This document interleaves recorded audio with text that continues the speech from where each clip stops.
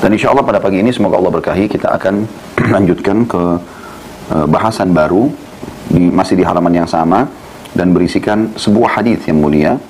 Dan hadis ini bahasanya juga cukup panjang. Judulnya adalah sesuatu yang pertama kali diciptakan Allah. Hadisnya nomor 123, sahih li ghairihi, atau dia sahih dikuatkan dengan riwayat yang lain. Saya bacakan hadisnya dari Ubadah bin Samit radhiyallahu anhu. Dari Ubadah bin Samit radhiyallahu anhu, dia menuturkan, saya mendengar Rasulullah sallallahu alaihi wasallam bersabda, inna awwala ma khalaqallahu al-qalam faqala lahu uktub qala rabbi wa madza aktub qala uktub maqadira kulli syai'in hatta taqum as-sa'ah. Artinya sesungguhnya sesuatu yang pertama kali diciptakan Allah ialah pena. Lalu dia berfirman, atau Allah berfirman kepadanya, D-nya besar kata ganti Allah, dia berfirman kepadanya, maksudnya nyanya kembali kepada qalam, tulislah. Dia bertanya, wahai Rabbku, apa yang aku tulis? Maka dia Allah berfirman, tulislah ketentuan segala sesuatu hingga hari kiamat tiba. Diriwayatkan oleh Abu Dawud dan juga Ahmad. Hadits ini, saudaraku seiman, walaupun terlihat sederhana sekali, ya, pendek, yaitu sabda Nabi SAW, sesungguhnya yang awal Allah ciptakan adalah Al-Qalam, lalu Allah berfirman kepadanya, tulislah. Lalu dia mengatakan, wahai Tuhanku, apa yang aku tulis? Maka Allah pun yang maha suci dan maha tinggi berfirman, tulislah takdir segala sesuatu yang akan terjadi sampai hari kiamat. Hadits ini kita akan bedah menjadi dua bagian, dua bahasan, ya. Kalau Allah subhanahu wa ta'ala mudahkan dua-duanya kita bisa bahas, insya Allah alhamdulillah kita bersyukur. Kalau tidak, maka salah satunya sekarang dan bahasan yang keduanya nanti kita bahas pada pertemuan akan datang insya Allah. Bahasan pertama atau faedah yang diambil pertama adalah siapa makhluk Allah pertama yang diciptakan. Karena di sini dikatakan awal yang Allah ciptakan adalah qalam. Apakah maknanya ini? Qalam adalah makhluk pertama yang Allah ciptakan. Sebagaimana juga dalam buku kita ini ditulis judul seperti itu. Sesuatu yang pertama Allah ciptakan. Kita akan coba baca teman-teman sekalian pendapat para ulama berhubungan dengan masalah ini insyaallah ta'ala. Yang pertama, saya akan coba bacakan. Ada yang mengatakan bahwasanya qalam adalah makhluk pertama, sebagaimana hadis ini tentunya, ya, sebelum seluruh makhluk. Dan ini pendapat Imam Ibnu Jarir dan Imam Ibnu Jauzi, juga ada yang lain di selain mereka, tapi yang paling menonjol adalah pendapat Ibnu Jarir. Beliau mengatakan setelah Allah subhanahu wa ta'ala menciptakan qalam, maka dia pun menciptakan awan yang tipis. Ini dinukil oleh Imam Ibnu Katsir dalam kitab Al-Bidayah wa Nihayah jilid 1 halaman 9. Dalilnya adalah beranjak daripada hadis yang sudah kita bahas tadi, atau kita baca hadis Ubadah bin Samit radhiyallahu anhu, bahwasanya Nabi SAW bersabda, sungguhnya yang pertama kali Allah ciptakan adalah Al-Qalam. Dan ini tentu hadis diriwayatkan Tirmidzi nomor 300 atau 3319 dengan sanad hasan sahih. Ahmad juga meriwayatkan di 22.000 nomor 22.705, dan juga Abu Dawud meriwayatkan di 4.700. Dan ini disahihkan oleh mereka. Ini pendapat yang pertama yang dipegang oleh Ibnu Jarir dan Ibnu Jauzi. Pendapat yang kedua, dan ini yang dipegangi oleh mayoritas ulama. Ternyata ada bahasan penting di sini, yaitu pendapat yang mengatakan bahwasanya makhluk pertama Allah ciptakan adalah Arsy, singgasananya Allah. Ini pendapat mayoritas ulama, dinukil dari Abul Ala Al-Hamdani dalam kitab Al-Bidayah juga disebutkan, Wan Nihayah, kurang lebih di jilid 1 halaman 9 yang sama. Dan mayoritas ulama banyak sekali yang berpegang pada pendapat ini. Dalilnya adalah Abdullah bin Amr bin As radhiyallahu anhuma, bahwasanya Nabi SAW bersabda, Allah Ta'ala menulis takdir-takdir bagi makhluk sebelum menciptakan langit dan bumi 50.000 tahun. Lalu Nabi SAW mengatakan, arsy-nya di atas air. Hadis riwayat Muslim di nomor 2653. Ya. Ibnu Katsir berkata rahimahullah, hadis ini menunjukkan bahwa peristiwa itu terjadi setelah penciptaan Arsy. Artinya Arsy dulu ada, ya, bersama air, baru kemudian qalam. Maka telah sahih bahwasanya Arsy lebih dahulu daripada qalam, yang dengannya dituliskan takdir-takdir sebagaimana pendapat mayoritas ulama.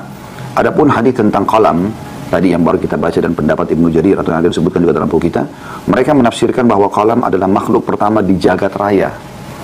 bukan makhluk pertama kali yang diciptakan. Kemarin nukil masih sama dari kitab yang sama, Al-Bidayah wa Nihayah jilid 1 halaman 9. Ya.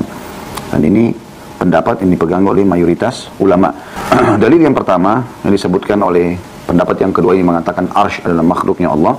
Yang pertama adalah surah Al-Mu'minun ayat 86. A'udzubillahi minasyaitonirrajim. Qul man rabbus samawati as-sab'i wa rabbul arsyil 'azim. Katakanlah siapa empunya langit yang 7 dan empunya arsy yang besar. Ya. Kemudian juga dalil yang lain yang mereka angkat adalah surah Al-Mu'minun masih sama di ayat 116. A'udzubillahi minasyaitonir rajim. Fata'ala Allahul malikul haqq la ilaha illa huwa rabbul arsyil karim. Maha tinggi Allah, raja yang sebenarnya tidak ada ilah yang berhak disembah selain Dia, Rabb yang mempunyai arsy yang mulia. Syekh Islam Ibnu Taimiyah menjelaskan maksud Rabb arsy adalah yang menciptakan. Lalu beliau berkata, wa huwa khaliqu kulli syai' al-arsy wa ghairuh wa rabbu kulli syai' al-arsy wa ghairuh. Allah adalah Rabb segala sesuatu termasuk arsy dan yang lainnya. Allah pencipta segala sesuatu termasuk arsy dan yang lainnya. Ini diambil dari kitab Majmu' Fatawanya Ibnu Taimiyah di jilid 18 halaman 214. Juga firman Allah Subhanahu wa taala di dalam surah Al-An'am ayat 102. A'udzubillahi minasyaitonir rajim. Dzalikumullahu rabbukum la ilaha illa huwa khaliqu kulli syai' fa'buduhu wa huwa 'ala kulli syai'in wakil. Yang memiliki sifat-sifat demikian ialah Rabb kamu semuanya. Pencipta. Tidak ada ilah yang berhak disembah kecuali Dia. Pencipta segala sesuatu, maka sembahlah Dia dan Dia adalah pemelihara segala sesuatu. Kaidahnya adalah segala sesuatu yang selain Allah adalah makhluk. Sebagaimana Syekh Muhammad At-Tamimi rahimahullah mengatakan, wa kullu ma siwallahi alam wa ana wahidun min dzalikal alam. Semua selain Allah adalah alam atau makhluk dan aku adalah salah satu bagian dari makhluk tersebut. Ini tentu diambil dari matan usul tsalatsa ya masalah ini. Sementara dari sunnah yang lebih menjelaskan lagi masalah ayat-ayat tadi yang dipegangi oleh pendapat kedua atau mayoritas ulama jumhur yang mengatakan sebenarnya yang diciptakan pertama adalah arsy, ya, singgasananya Allah dan bukan qalam, adalah hadis Abu Razin Al-Uqaili radhiyallahu anhu. Beliau bertanya kepada Rasulullah sallallahu alaihi wasallam, "Ya Rasulullah, aina kana rabbuna qabla an yakhluqa khalqah?" Atau khalaqah. Ya. Maaf. Ya Rasulullah, aina kana rabbuna qabla an yakhluqa khalqah? Wahai Rasulullah, di manakah Rabb kita berada sebelum menciptakan makhluknya? Qala kana fi ama'in ma fawqahu hawa'un wa ma tahtahu hawa', thumma khalaqa arsyahu 'alal ma'. Maka beliau bersabda, Allah itu berada di ama'. Ya. Ini tentu saya sendiri belum menemukan makna ama' ini, ya, tapi dikatakan Allah berada di ama'. Tidak ada di atas dan di bawahnya udara. Kemudian Allah menciptakan arsy-Nya di atas air. Ya, ini dalil hadis yang dipegangi oleh pendapat kedua mengatakan kalau yang pertama Allah ciptakan ya, adalah arsy. Dan ini diriwayatkan oleh Tirmidzi dan dihasankan oleh beliau, juga termasuk didukung oleh Az-Zahabi dalam penghasanan riwayat ini. Kemudian ijma' ulama juga atau pendapat ulama tentang masalah ini dinukil dari Muhammad bin Utsman bin Abi Syaibah. Beliau berkata, ثم توارت الأخبار أن الله تعالى خلق العرش فاستوى عليه. Berita telah mencapai level mutawatir atau sangat banyak jalurnya bahwa Allah Ta'ala menciptakan arsy kemudian beristiwa di atasnya. Ya. Ini diambil dari Kitabul Arsy ya, halaman 51. Juga Maula Ali Al-Qari menukilkan dalam Syarah Al-Fiqhul Akbar, Inna Allah Ta'ala khalaqal arsy idharan li qudratihi. Sesungguhnya Allah Ta'ala menciptakan arsy untuk menampakkan kekuasaannya. Ini diambil dari Syarah Risalah Fiqhul Akbar halaman 195. Ibnu Hazm juga berkata rahimahullah, ittafaqu anna Allah wahdahu la syarika lah, khaliqu kulli syai'in ghairuh, wa annahu ta'ala lam yazal wahdah wa la syai'an ghairahu ma'ah, thumma khalaqa al-asya'a kullaha kama syaa', wa anna an-nafsa makhluqah wal arsy makhluq wal alam kulluhu makhluq. Ulama telah bersepakat bahwa Allah yang Maha Esa, tidak sekutu bersamanya, pencipta segala sesuatu kecuali dirinya sendiri. Dia selalu Maha Esa. Tiada sesuatu selain Allah yang bersamainya atau bersama dengannya. Kemudian dia menciptakan segala sesuatu yang dia inginkan. Jiwa itu adalah makhluk, arsy itu adalah makhluk, dan alam semuanya adalah makhluk. Ini diambil dari kitab Maratibul Ijma' halaman 167. Arsy adalah makhluk yang paling tinggi dan Allah berada di atas arsy. Di sini kita lihat tidak ada satupun dari mereka pendapat yang dimaksud oleh pendapat yang kedua ini yang menukil bahwasanya ulama mengatakan yang pertama diciptakan adalah qalam, sebagaimana hadis yang sedang kita bahas ya. Ini semua panjang lebar rintitan dari bahasan hadis yang kita baca dalam buku kita gitu. Juga dinukil dari sabda Nabi SAW, Inna Allah ala arshihi wa inna arshahu ala samawati wa ardihi kahakada wa qala bi asabihi mithla al-qubbah. Sesungguhnya Allah di atas arsy-Nya dan arsy-Nya di atas langit dan bumi. Seperti begini, dan beliau memberikan isyarat dengan jari jemarinya ya, seperti kubah. Ini dinukil diriwayatkan oleh Ibnu Abi Asim dalam kitab As-Sunnah jadi 1 halaman 252. Juga sabda Nabi SAW, "Idza sa'altumullah fas'alul firdausa fa inna wasatal jannah wa a'laha wa fawqahu arsyur rahman wa minhu tafjuru anharul jannah." Jika kalian meminta surga, mintalah al-firdaus, karena dia surga yang paling utama dan paling tinggi, dan di atasnya adalah arsy Allah, dan darinya terpancar sungai-sungai surga. Hadis sahih riwayat Bukhari. Arsy adalah makhluk pertama yang Allah ciptakan, dan ini diambil daripada dalil-dalil yang sudah disebutkan tadi. Umumnya disebutkan arsy, dan yang menyebutkan bahwasanya qalam adalah ciptaan pertama itu hanya sebuah hadis tadi yang diriwayatkan oleh Ahmad dan Tirmidzi yang dipegang oleh pendapat pertama. Syekh Utsaimin mengatakan tentang masalah ini, awwal ma khalaqa Allah min al-asya'il ma'luma lana huwa al-arsy. Yang paling pertama Allah ciptakan ya, yang telah kami ketahui adalah arsy. Wastawa alaihi ba'da khalqis samawat. Kemudian Allah beristiwa di atasnya setelah menciptakan langit dan bumi. Ba'da ma khalaqas samawati wal ard. Kama qala ta'ala wa huwa alladhi khalaqas samawati wal arda fi 6 ayyamin wa kana arsyu 'alal ma'i liyabluwakum ayyukum ahsanu amala. Sebagaimana Allah telah menyebutkan dalam firman-Nya, dan Dia yang telah menciptakan langit dan bumi dalam 6 masa atau 6 hari sebelum dan arsy Allah di atas air untuk menguji kalian siapakah di antara kalian yang paling baik amalnya. Ini dinukil dari fatwa atau fatawa soal wal jawab.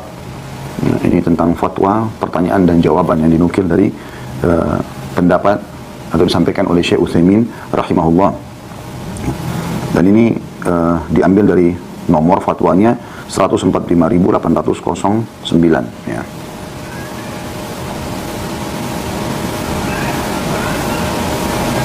Diambil dari Majmu' Fatawa war Rasail jilid 1 halaman 62. Ini pendapat yang kedua. Kemudian kita lihat sekarang ada pendapat yang ketiga yang dinukil ya juga oleh para ulama tentang masalah Allah Subhanahu wa taala menciptakan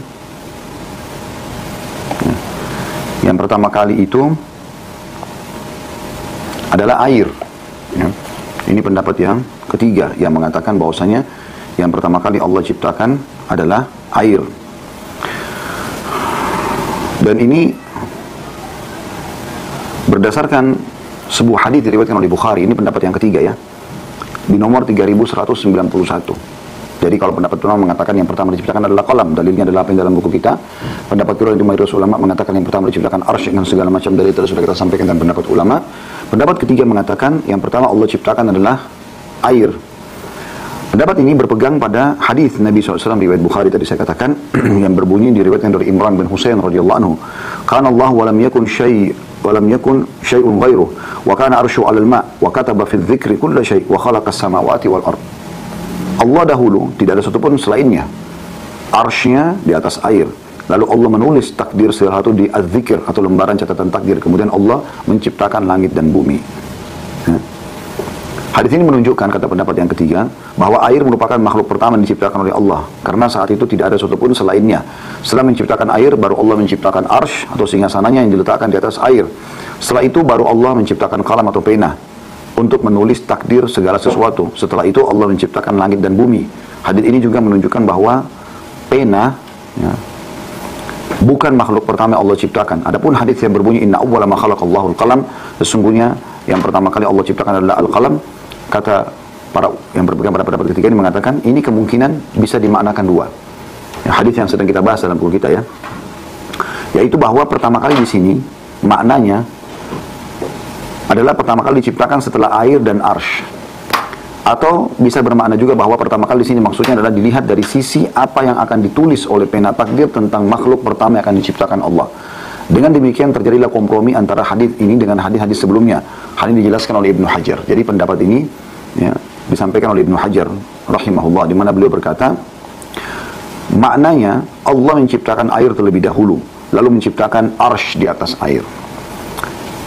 Dalam kisah Nafi' bin Zaid al-Himyari dengan lafaz singgasananya terletak di atas air, baru kemudian dia menciptakan al-qalam atau pena, lalu Allah berkata tulislah sesuatu yang akan terjadi, lalu Allah menciptakan langit dan bumi beserta segala isinya. Di sini disebutkan secara gamblang urutan penciptaan para makhluk setelah air dan arsh. Adapun apa yang diriwayatkan oleh Ahmad dan Tirmidzi dan selain keduanya dari hadis yang diriwayatkan dari Ubadah bin Samit secara marfu, yaitu pertama kali Allah ciptakan adalah pena. Kita bahas ya dalam bab kita ini. Kemudian Allah berkata, tulislah segala yang akan terjadi sampai hari kiamat. Maka hadis ini harus dikompromikan dengan hadis sebelumnya, bahwa yang dimaksud adalah pena merupakan makhluk pertama kali di sini disandarkan kepada selain air dan arsh, atau disandarkan kepada penulisan yang akan muncul darinya. Artinya sungguhnya dikatakan kepadanya al-qalam, tulislah makhluk yang apa yang akan diciptakan pertama kali. Diambil dari syarah Sahih Bukhari Fathul Bari Ibnu Hajar jilid 9 halaman 473. Dan ini pendapat yang ketiga yang mengatakan tentunya bahwasanya ya, yang pertama kali diciptakan adalah air ya, dari pendapat Ibnu Hajar. Tentu sebagaimana sudah saya katakan tadi di awal, yang paling mayoritas dipegang ulama adalah pendapat yang kedua ya, bahwasanya yang pertama diciptakan oleh Allah Subhanahu wa taala itu adalah arsh ya. Baik, ada pendapat yang terakhir yang keempat, dan ini yang umumnya ditolak oleh jumhur ulama lah ya. Pendapat yang didatangkan oleh sebagian orang yang juga tidak jelas dalil-dalilnya, bahkan banyak dimulai dengan hal-hal yang palsu ya, atau dalil palsu, yaitu mengatakan yang pertama dinukil atau diciptakan adalah Nur Muhammad, sebagaimana dinukil dari sebagian orang-orang yang menyebutkan diri pada golongan sufi ya. Dalilnya adalah dari Jabir radhiyallahu anhu bahwasanya Nabi SAW bersabda pertama kali diciptakan adalah nur nabimu wahai Jabir, hadis riwayat Abdul Razzaq ya. Dan golongan ini meyakini bahwa Nur Muhammad diciptakan sebelum Lauhil Mahfuz, qalam, surga, neraka, malaikat, langit, bumi, matahari, bulan, jin dan manusia ya. Ini dinukil dari kitab Kashful Khafa jilid 1 halaman 302 ya. Namun pendapatnya ditentang secara keras dan dituding sebagai pendapat yang menyimpang, karena dasarnya adalah riwayat yang palsu. Riwayat itu tidak ada tadi ya. Riwayat itu dianggap palsu. Hadis ini palsu dan dusta, tidak ada nilainya. Kami mendengar orang-orang sekarang mengatakan, wahai makhluk Allah yang pertama, wahai cahaya arsy Allah, ya, maksudnya Nur Muhammad. Maka apa bedanya perkataan ini dengan orang-orang Nasrani yang mengatakan Isa adalah anak Allah? Dan ini sesat juga ya, menyesatkan. Dinukil dari perkataan Syekh Hasan Abul Ashbal Al-Zuhri Al-Misri dalam syarah Sahih Muslim jilid 13 halaman 97. Juga Syekh Al-Bani rahimahumullah semuanya menyebutkan ya, bahwasanya ini adalah min abtalil batil. Ini diantara kebatilan yang paling batil. Diambil dari Musu' Al-Albani fil Aqidah di jilid 3 halaman 816. Ya. Ini pendapat-pendapat yang ada, dan sudah kita ketahui bahwasanya yang paling kuat daripada pendapat ini dan umumnya dipegangi oleh para ulama adalah pendapat arsh lah yang pertama kali diciptakan. Nah ini bahasan kita yang pertama berhubungan dengan masalah hadis kita ini. Jadi sekali lagi saya kembalikan ke bahasan kita saudaraku seiman. Kalau yang pertama hadis yang menjelaskan masalah pertama kali diciptakan oleh Allah SWT adalah al-qalam, itu sudah dirincikan oleh para ulama. Ini pendapat Ibnu Jarir dan telah dijawab oleh para jumhur ulama bahwasanya maknanya bukan qalam pertama kali, ya, tetapi pertama kali di jagat ini ya bisa terjadi, atau pertama yang akan mencatatkan takdir-takdir. Tapi banyak dalil menjelaskan kalau yang ada sebelum qalam itu adalah arsh dan air. Dan ada pendapat juga tadi yang ketiga mengatakan yang pertama adalah air, karena dilihat ada air dan arsh ya, sebagaimana dinukil dari pendapat Ibnu Hajar. Kemudian yang terakhir ada yang mengatakan, dan ini ditolak oleh para ulama, kalau yang pertama Allah ciptakan adalah justru Nur Muhammad, dan ini sudah dibantah oleh para ulama. Baik, saya melihat masih ada waktu kurang lebih setengah jam. Saya akan coba masuk ke faedah yang kedua yang kita bisa ambil dari hadis, yaitu masalah takdir. Karena di sini dikatakan pada saat pena pertama diciptakan, Allah pun memerintahkan pena untuk mencatat semua takdir. Nah, kita akan membahas teman-teman sekalian tentang masalah takdir ini. Ya. Saya melihat ada sebuah tulisan yang menarik dari Ustaz Yazid Abdul Qadir Jawaz, hafidhahullah. Beliau mengatakan, saya bacakan ya, tentang masalah ini, dan ini saya lihat cukup lengkap untuk saya baca ya. Golongan yang selamat ahli sunnah wal jamaah beriman kepada takdir yang baik maupun buruk. Iman kepada takdir meliputi iman kepada setiap nas tentang kadar serta tingkatannya. Tidak ada seorang pun yang dapat menolak ketentuan Allah Azza wa Jalla. Iman kepada takdir memiliki 4 tingkatan. Nah, ini supaya kita lebih faham bagaimana memahami masalah takdir itu. Yang pertama adalah al-ilmu, yaitu mengimani dengan ilmu, mengimani bahwa Allah dengan ilmunya yang merupakan sifatnya yang azali dan abadi. Allah maha mengetahui semua yang ada di langit dengan seluruh isinya, juga semua yang ada di bumi dengan seluruh isinya, serta apa yang ada di antara keduanya, baik secara global maupun secara rinci, baik yang sudah terjadi maupun yang akan terjadi. Allah maha mengetahui tentang daun yang kering ataupun basah, biji-bijian yang tumbuh dan lainnya. Allah maha mengetahui semua yang gaib, dan dia maha mengetahui segala amal perbuatan makhluknya, serta mengetahui segala ihwal mereka, serta seperti taat, maksiat, rezeki, ajal, bahagia, dan juga celaka. Sebagaimana Allah sebutkan dalam surah Al-An'am ayat 59. A'udzu billahi minasyaitonir rajim wa 'indahu mafatihul ghaibi la ya'lamuha illa hu wa ya'lamu ma fil barri wal bahr wa ma tasqutu min waraqatin illa ya'lamuha wa la habatin fi dhulumatil ardi wa la ratbin wa la yabisin illa fi kitabim mubin. Dan pada sisi Allah lah kunci-kunci semua perkara yang gaib. Tidak ada yang mengetahuinya kecuali Dia sendiri. Dan Dia maha mengetahui apa yang ada di daratan dan di lautan. Dan tidak ada sehelai daun pun yang gugur melainkan Dia mengetahuinya pula. Dan tidak jatuh sebutir biji pun dalam kegelapan bumi. Dan tidak juga sesuatu yang basah atau yang kering, melainkan tertulis dalam kitab atau Lauhil Mahfuz. Jadi ini bagian pertama yang harus difahami adalah ilmu Allah. Meliputi segala sesuatunya. Sehingga Allah mengetahui apapun di langit dan di bumi. Itu kesimpulannya. Gitu kan? Kemudian yang kedua adalah Alkitabah atau penulisan. Yaitu mengimani bahwa Allah subhanahu wa ta'ala telah mencatat seluruh takdir makhluk di Lauhil Mahfuz. Sebagaimana dinukil, kata Allah maqadir al-khalaika qabla an yakhluqa as-samawati wal ardi bi 50,000 sanah. Hadits tadi yang sudah sempat kita sebutkan ya. Allah telah mencatat seluruh takdir makhluk 50.000 tahun sebelum Allah menciptakan langit dan bumi.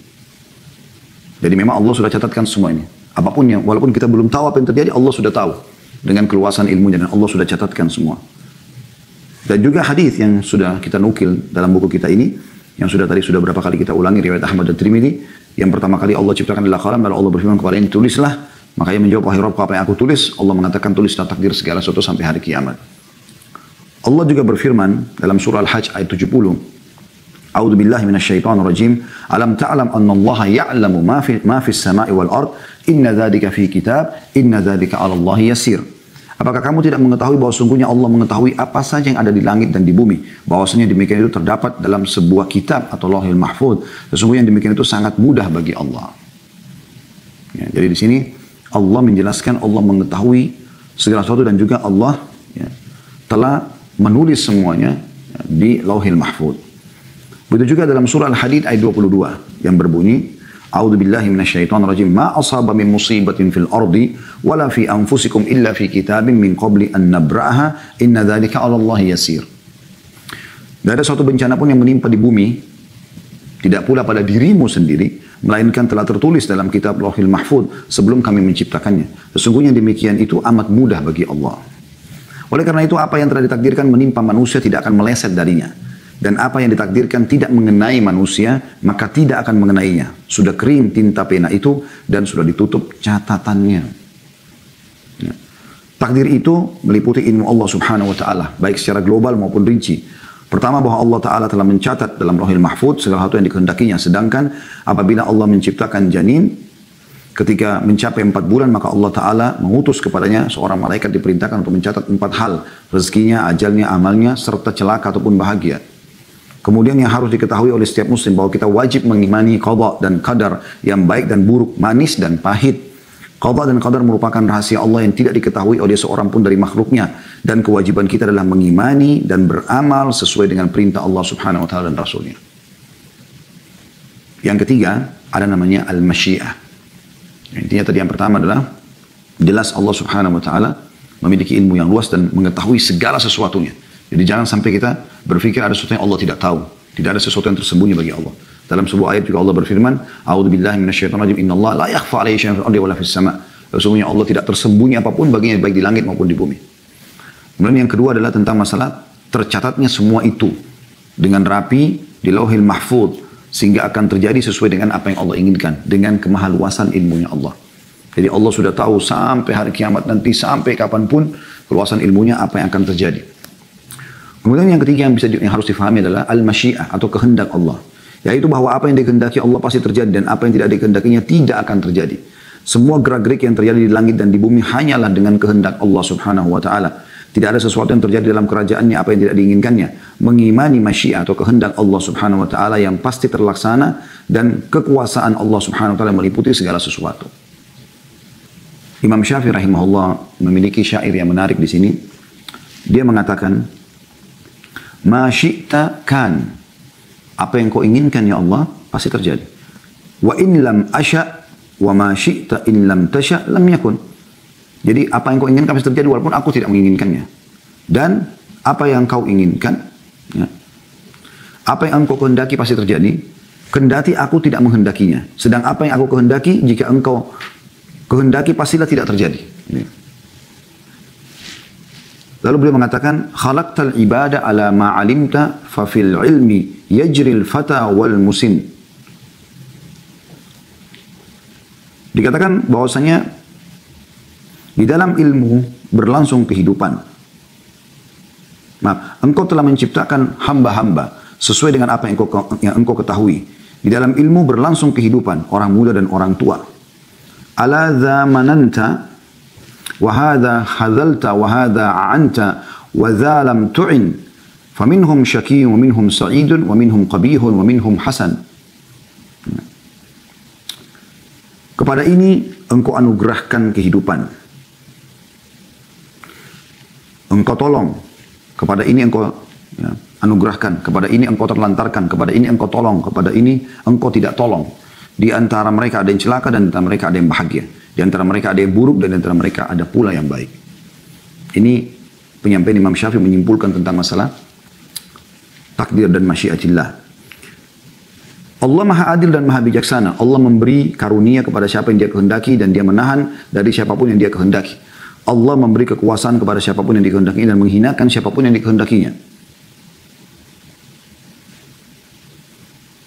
Allah berfirman dalam surah Al-Imran ayat 26 sampai 27, "A'udzu billahi minasyaitonir rajim. Qulillahumma malikal mulki tu'til mulka man tasha'u wa tanzi'ul mulka mimman tasha'u wa tu'izzu man tasha'u wa tudhillu man tasha'u biyadikal khair innaka 'ala kulli syai'in qadir. Tulijul laila fin nahari wa tulijul nahara fil lail wa tukhrijul hayya minal mayyit wa tukhrijul mayyita minal hayy wa tarzuqu man tasha'u bighairi hisab." Katakanlah hai Muhammad, wahai Rabb yang memiliki kerajaan yang sebenarnya, engkau berikan kerajaan kepada orang yang engkau kehendaki dan engkau cabut kerajaan dari yang engkau kehendaki. Engkau muliakan orang yang engkau kehendaki dan engkau hinakan orang yang engkau kehendaki. Di tanganmu lah segala kebaikan. Sesungguhnya engkau maha kuasa atas segala sesuatu. Engkau masukkan malam ke dalam siang dan engkau masukkan siang ke dalam malam. Engkau keluarkan yang hidup dari yang mati dan engkau keluarkan yang mati dari yang hidup. Dan engkau beri rezeki atas siapa yang engkau kehendaki tanpa hisab. Ya. Di dalam, tentu saya tidak bacakan semuanya karena cukup banyak dalilnya. Dari As-Sunnah disebutkan bahwasanya Abi Dzar radhiyallahu anhu berkata, Rasulullah sallallahu alaihi wasallam bersabda tentang Allah tabaraka wa taala, Allah yang maha tinggi dan maha berkah dan maha tinggi. Wahai hamba-hambaku, sungguhnya aku mengharamkan kezaliman. Ya ibadi inni haramtu dzulma ala nafsi wa ja'altu bainakum haram fala tadzalamu. Wahai hamba-hambaku, sungguhnya aku mengharamkan kezaliman terhadap diriku dan aku menjadikan haram di antara kalian, maka janganlah kalian saling menzalimi. Ya.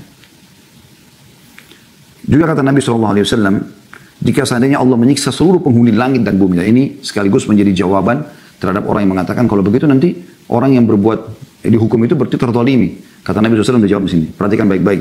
Lau anna Allah adzaba ahla samawatihi wa ahla ardihi la'adzabahum wa huwa ghairu zalimin lahum.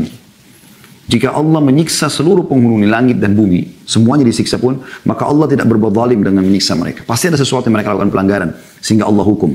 Ya. Walau rahimahum lakanat rahmatuhu khairan lahum min amalihim. Dan kalau seandainya Allah merahmati mereka, maka rahmatnya itu benar-benar lebih baik bagi mereka daripada amal perbuatan mereka sendiri. Ya. Ini tentang masyiatillah, keinginan Allah subhanahu wa ta'ala. Jadi keinginan Allah itu, Allah diikuti dengan ya keluasan ilmunya tentang makhluk tersebut. Allah tahu orang ini akan menuju ke arah baik atau menuju ke arah buruk. Dan Allah sudah tentukan dengan kemahaluasan ilmunya. Yang keempat adalah al-khalq atau penciptaan. Bahwa Allah maha pencipta atas segala sesuatu baik yang ada maupun yang belum ada. Oleh karena itu tidak ada satu makhluk pun di bumi ataupun di langit melainkan Allah lah yang menciptakannya. Tidak ada pencipta selain dia dan tidak ada ilah melainkan hanya Allah saja. Sebagaimana Allah sebutkan dalam surah Az-Zumar ayat 62, A'udzu billahi minasyaitonir rajim. Allahu khaliqu kulli syai' wa huwa ala kulli syai'in wakil. Allah menciptakan segala sesuatu dan dia memelihara segala sesuatu. Jadi meskipun segala sesuatu yang ada telah Allah takdirkan, akan tapi Allah telah memerintahkan hamba-hambanya untuk taat kepadanya, serta taat kepada Rasulnya, serta melarang mereka durhaka kepadanya. Allah mencintai orang yang bertakwa, berbuat baik, berlaku adil dan meridai orang-orang yang beriman, lagi beramal soleh. Akan tapi Allah tidak mencintai orang-orang kafir, tidak meridai orang-orang fasik. Allah tidak memerintahkan untuk berbuat keji, tidak meridai kekafiran bagi hambanya dan tidak menyukai kerusakan. Ya. Manusialah yang benar-benar melakukan suatu perbuatan sedangkan Allah menciptakan perbuatan mereka itu. Sebagaimana Allah berfirman dalam surah As-Saffat ayat 96, Wallahu khalaqakum wa ma ta'malun. Allah menciptakan kalian dan juga apa yang kalian perbuat. Ya. Baik atau buruk semuanya kita imani Allah yang ciptakan. Tapi perbuatan baik Allah perintahkan kita untuk melakukan, perbuatan buruk Allah larang kita untuk melakukan. Jadi kalau ada orang berbuat ketaatan dia akan dapat pertolongan. Kalau ada orang berbuat kejahatan maka dia akan dihukum, gitu kan? Tapi Allah dengan keluasan ilmunya sudah tahu semua makhluknya akan memilih yang baik ataupun yang buruk. Itu Allah ya, sebutkan dalam surah At-Takwir ayat 28 dan 29. Liman sya'a minkum an yastaqima wa ma tasha'una illa insya'allah rabbul alamin. Bagi siapa yang antara kamu yang mau menempuh jalan yang lurus ya, dan kamu tidak dapat menghendaki atau menempuh jalan itu kecuali apabila dikehendaki Rabb semesta alam. Allah selalu ingin kebaikan buat kita. Dan Allah memandu kita. Terbukti orang kalau berbuat kejahatan pun akan selalu ada kecenderungan untuk bertaubat, melakukan penyesalan. Allah datangkan peringatan-peringatan dalam hidupnya supaya dia kembali ke jalan yang benar. Tapi apapun yang hamba itu lakukan, Allah sudah tahu dengan keluasan ilmunya. Allah sudah tahu dengan keluasan ilmunya. Ya. Tentu ada bahasan panjang lebar tentang kelompok-kelompok yang menolak takdirnya Allah, yang dinamakan dengan Qadariyah dan seterusnya. Itu tidak saya bacakan, lihat karena waktunya. Tapi ada perkataan yang menarik di sini dari Imam Abu Ja'far At-Tahawi yang wafat 322 Hijriah, 321 Hijriah maaf. Beliau mengatakan takdir adalah rahasia Allah yang tidak dapat diketahui oleh hambanya. Tidak dapat diselidiki baik oleh malaikat yang dekat dengannya, dengan Allah maksudnya, dan Nabi yang diutusnya. Memberat-beratkan diri untuk menyelidiki hal itu adalah jalan menuju kehinaan. Terhalangnya dalam kurung ilmu dan membawa kepada sikap melewati batas dan penyelewengan. Waspada dan hati-hatilah terhadap seluruh pendapat, pemikiran dan bisikan-bisikan yang jelek tentang takdir tersebut. Sesungguhnya Allah Azza wa Jalla telah menutup ilmu dengan takdirnya agar tidak diketahui oleh makhluknya dan melarang mereka untuk mencoba menganggapinya. Sebagaimana Allah berfirman dalam surah Al-Anbiya ayat 23, A'udzu billahi minasyaitonir rajim, la yus'alu amma yaf'alu wa hum yus'alun. Dan tidak ditanya kepada tentang apa yang dia perbuat, Allah perbuat dan mereka lah yang akan ditanyai. Barang siapa yang bertanya, kenapa Allah melakukannya? Kenapa dia berbuat begini dan begitu? Maka sungguh ia telah menolak hukum dari Al-Quran. Dan barang siapa yang menolak hukum Al-Quran, maka dia termasuk kafir. Ya, dia termasuk kafir. Ini dinukil dari Syarah Aqidah Tahawiyah halaman 249. Jadi teman-teman sekalian, ini bahasan kita. Pada kesempatan Alhamdulillah Allah berikan taufiknya. Kita sudah menyinggung kedua poin tersebut. Jadi yang pertama adalah bagaimana kita menjelaskan 4 pendapat tentang mana yang pertama Allah ciptakan. Ada pendapat tadi Ibnu Jarir yang mengatakan bahwasanya qalam sesuai dengan dalil dalam kitab kita ini. Tadi ya hadis riwayat Ahmad dan Tirmidzi, juga Abu Daud yang seingat saya tadi. Kemudian yang kedua adalah yang mengatakan yang pertama diciptakan adalah arsy, ini mayoritas ulama. Kemudian yang ketiga adalah air yang pertama diciptakan pendapat Ibnu Hajar, dan juga yang terakhir adalah yang ditolak oleh para ulama adalah Nur Muhammad ya. Kemudian yang kedua masalah takdir sebagaimana tadi sudah kita bacakan panjang lebar artikelnya ya. Kita harus meyakini semua itu dengan kemahaluasan ilmunya Allah Subhanahu wa taala.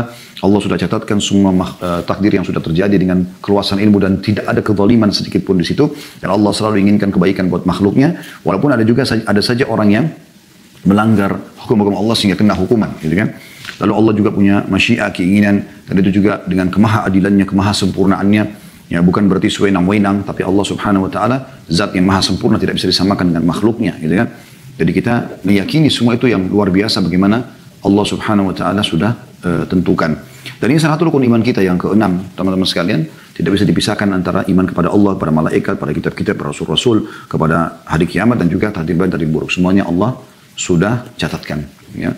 Ini termasuk bagian daripada keimanan kita. Kita tugasnya adalah menerima, kemudian kita mempraktekkan dalam kehidupan kita. Kita coba mengikuti perintah Allah dan kita menjauhi larangannya. Seperti itulah. Dan tidak usah terlalu berlebihan dalam masuk ya, ke masalah takdir ini sehingga akhirnya kita bisa menyimpang dan akhirnya masuk kepada protes apa yang sudah Allah Subhanahu wa taala putuskan, ya. Jadi teman-teman bisa bayangkan kalau Anda kerja di satu perusahaan, ya, pemilik perusahaan telah mewarnahi building dia misalnya atau kantor dia dengan warna coklat misalnya. Dia sudah mempersiapkan perangkat-perangkat komputer, handphone dengan merek tertentu. Dia juga mungkin sudah menata taman sedemikian rupa. Dia sudah memilih nama, ya, dan segala macam yang berhubungan dengan kantor itu. Anda tiba-tiba datang, ya, apa yang harus Anda lakukan pada saat itu? Udah, Anda tinggal datang ikuti peraturan yang ada. Maka Anda akan menjadi pegawai yang berprestasi. Anda akan pakai fasilitas sesuai dengan diinginkan, ya, dan tidak bentrok dengan sistem yang sudah ada. Coba ikuti peraturan-peraturan, Anda kerjakan, gitu kan? Apa peraturan yang sudah ada di situ, maka Anda akan menjadi orang yang berprestasi. Akan sangat luar biasa, ya, terjadi bentrok, bahkan Anda bisa diusir dari perusahaan tersebut kalau Anda datang tiba-tiba memprotes, kenapa building ini 6 lantai, kenapa warnanya coklat, kenapa komputer dipilih merek ini, kenapa handphonenya ini, kenapa Anda begini, kenapa Anda pakai baju ini, dan segala macam hal.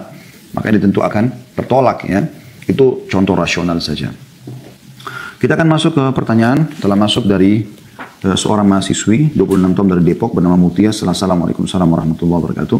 Semoga Ustaz Khalid selalu diberkahi berkat ilmu pengetahuannya, amin. Jazakillahu khair. Terima kasih dan insya Allah sama-sama, ya. Bagaimana Ustaz caranya untuk selalu sabar menghadapi ujian? Seringkali cobaan dan ujian datang sekalian.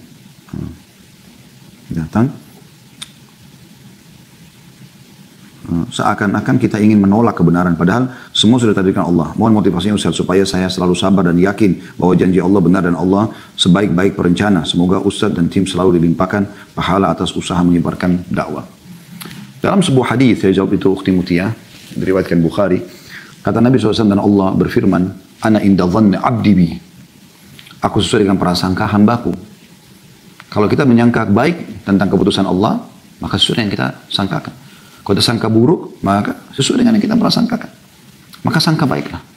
Bahkan pada sesuatu yang kita tidak suka pun, ya, itu ada kebaikan. Allah Subhanahu wa taala lebih tahu.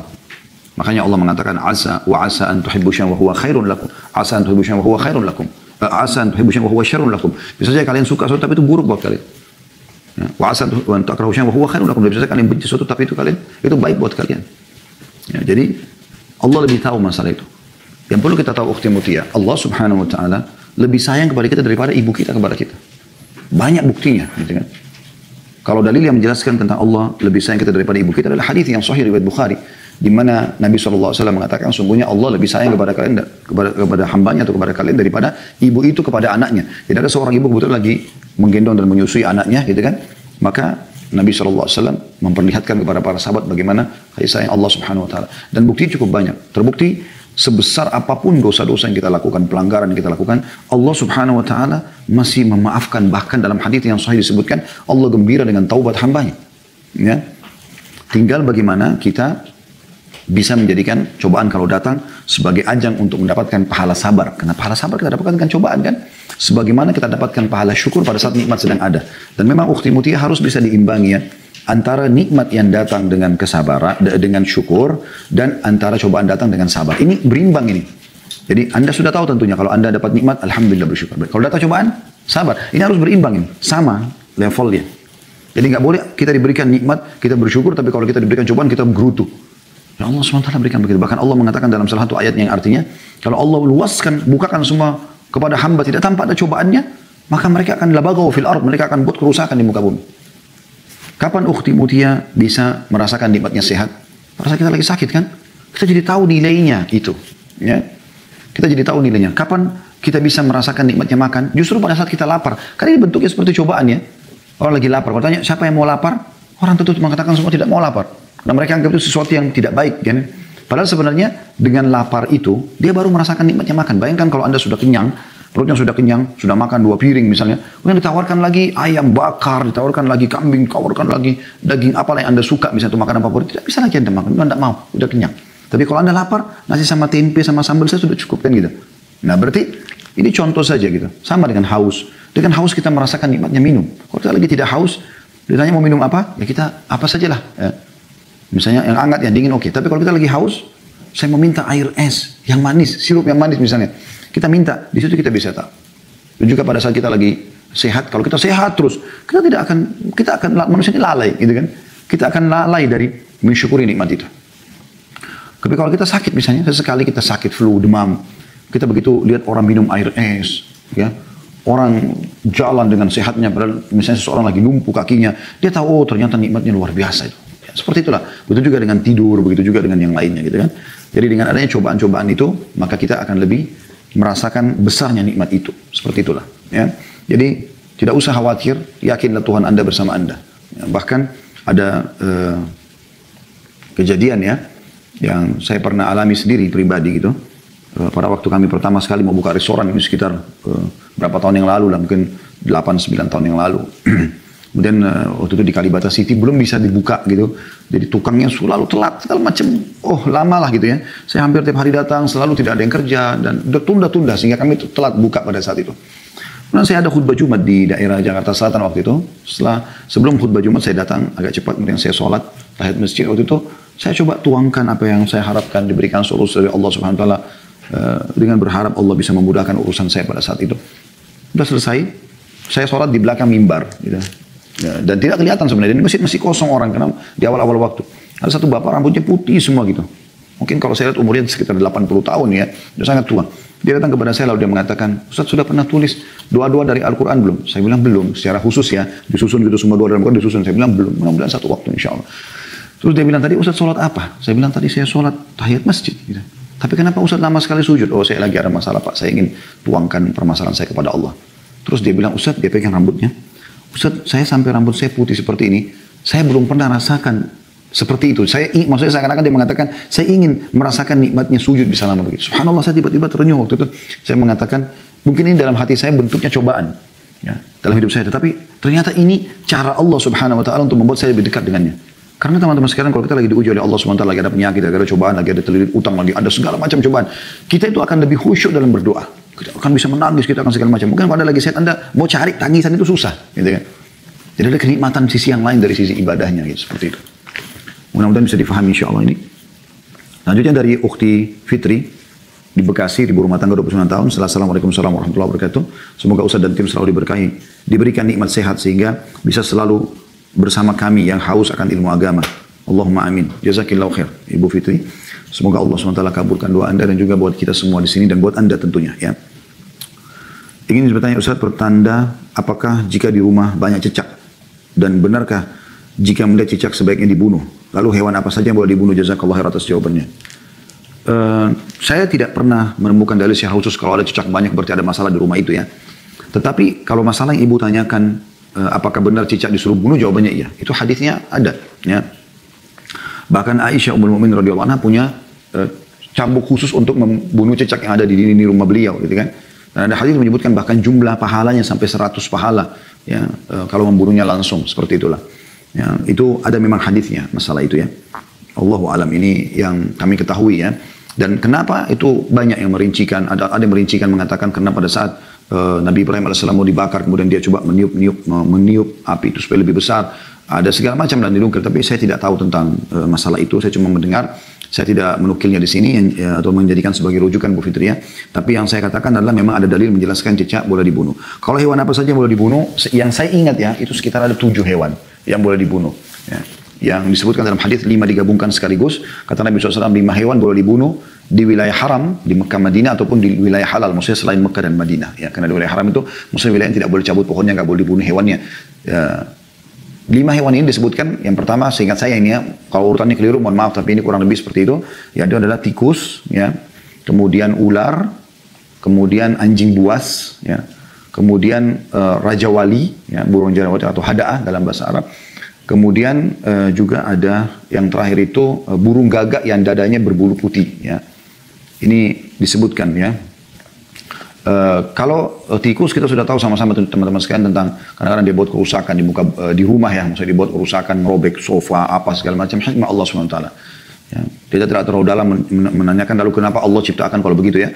Sebenarnya terlalu dalam, tapi Allah SWT ciptakan dengan penuh dengan hikmah. Ya, sebagaimana Allah ciptakan babi agar kita tahu ini yang haram, ini nggak boleh, jangan disentuh. Supaya nanti di hari kiamat tidak ada lagi perkara kita, ya Allah, kau haramkan babi, tapi kami tidak tahu bentuknya seperti apa. Nah, Allah sudah ciptakan babi dengan segala macam istilah, ya, dalam semua jenis bahasa ada ya, bahasa Inggris, bahasa Arab, bahasa Indonesia dan seterusnya. Begitu juga dengan ular. Ya, ini ada rincian sedikit ulama. Kalau ular itu tiba-tiba ada di rumah, sebagaimana riwayat Ibnu Umar radhiyallahu anhu diperintahkan untuk memperingatkan dia supaya dia pergi. Kalau dia pergi berarti dia itu adalah dari jin. Tapi kalau dia tidak pergi maka disuruh bunuh ya. Kemudian yang ketiga itu adalah anjing buas ya. Tidak semua anjing, kan ada rincian masalah anjing ini.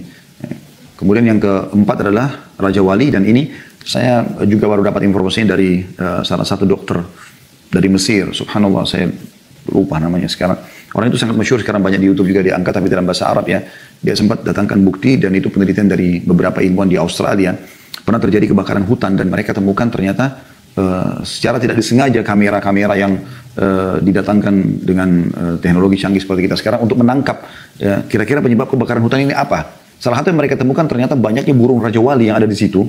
Dan burung Raja Wali ini ternyata kalau dia menemukan ada sedikit api, ya, itu dinukil oleh beliau dan ada gambarnya, ada videonya segala macam. Abdul Daim namanya, Dr. Abdul Daim ya.